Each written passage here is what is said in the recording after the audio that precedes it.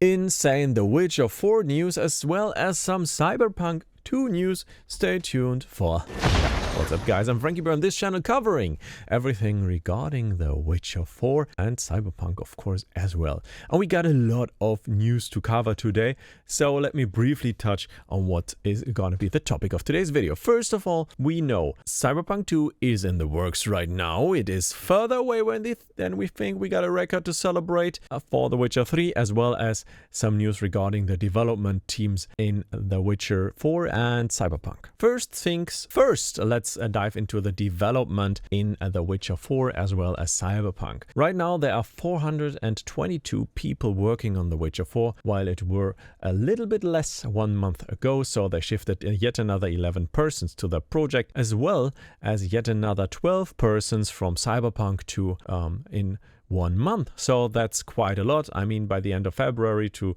the end of April, okay, 2 months. But yeah, besides that, we got almost no change on the smaller projects here. So that is really not too much to talk about. But I think we can clearly see that they shifted some people from other projects maybe to Witcher and Cyberpunk, as well as they hired some new people. There's been a lot of job listings obviously on the web. CDPR, one of the biggest publishers in Europe right now, or developers in Europe as well. So we right now know, okay, there's something cooking and it's gonna be cooked well, hopefully. My favorite game is The Witcher 3, and The Witcher 3 has just sold 60 million copies. And 60 million copies sold means that there has been 60 million sales. Not someone borrowed it, not 60 million players, not in a subscription, but 60 million copies sold. That's insane. Now imagine that. That must have been a lot of money for CDPR, and hopefully they will put it into The Witcher 4 and not into like dividends for the investors or so. I don't know what they're planning with it.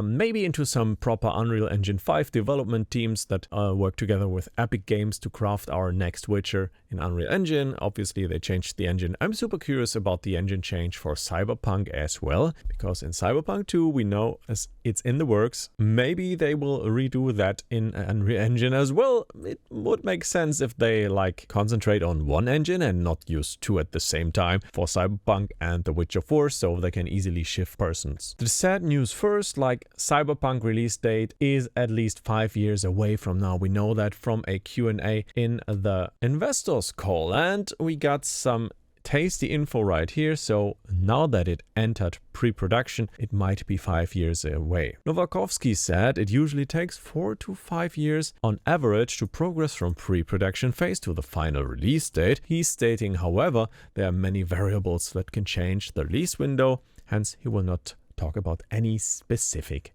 years, and that makes sense. I mean, like promising something now that you can't hold does not make sense. It will only lead to angry people, a mob coming over CDPR, and they don't want to happen that again, because obviously you guys know what happened with Cyberpunk 2077. The Witcher 4 has been in pre-production since 2022, is expected to be releasing in 2027, so 2 years from now, hopefully early 27, because I can't wait. I bet you can't as well, but please CDPR, better take your time. Don't announce a release date unless you really know you can make it. And that's difficult. In game production, there's always some difficult situations where you encounter bugs that you did not think about, that happened just out of nowhere, that you can't fix. That really is the case for some things. For example, I spoke to developers of Kingdom Come Deliverance 2 of Warhorse Studio in August 24. And we had this bug where we could not go up some stairs in Kuttenberg in the second map, right? Yeah, guess what? They could not fix it until release and further, because they don't know why this is happening. They changed out the stairs, they did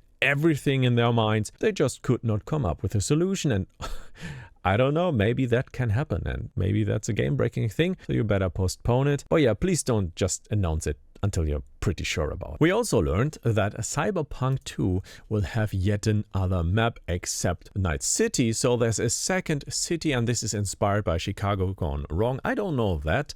I don't know what Chicago Gone Wrong is, but I love what a second city is. And I can tell you that's a big second map. Maybe imagine it something like Kingdom Come Deliverance 2 as well, with the first map and the second one, but only it's just obviously more urban. Yet I would also love like some more more outlandish areas for Cyberpunk 2, some more open areas, not too crowded, might also be a little bit, I don't know, less intense for your GPU, so you can have a longer GPU life without it burning down, because that might happen obviously. 2030 is the release date of Cyberpunk 2, or a possible release date, and we know maybe the PlayStation 6 is already out then. So PlayStation 6, I would expect it to be releasing in 2030. No, let's not say 2030, 2028, let's say that. 8 years is a proper release schedule, and then maybe the PS6 Pro in 2030 or 2031, or yeah, maybe a year later, we will see. Like 4 years has been the range right now for the PS4, PS5 and PS5 Pro, obviously, which is now discounted for the first time in history. $50 off, by the way. So yeah, great times ahead. I just hope that CD Projekt Red really learned from its mistakes. Did they learn enough? I don't know, because I was in a documentation on German official television, and this was about the Cyberpunk release, and in that documentation they stated something like, yeah, we really felt like heroes, we felt like celebrities bringing everybody's most anticipated game to life, and that's how they felt and how the community treated them. Like really, everybody was a fan of game devs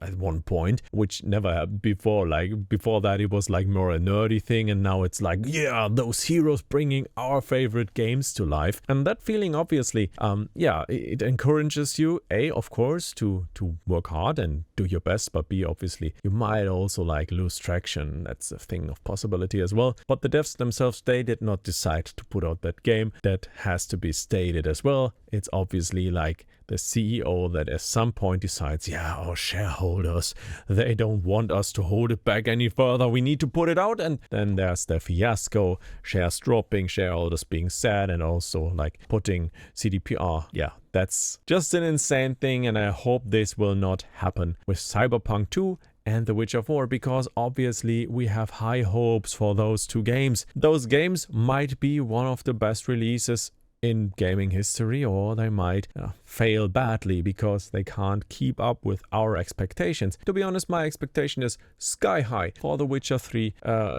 That set the benchmark with being my favorite game, so that next game, the sequel, will hopefully be better. And of course, The Witcher 3 has its flaws.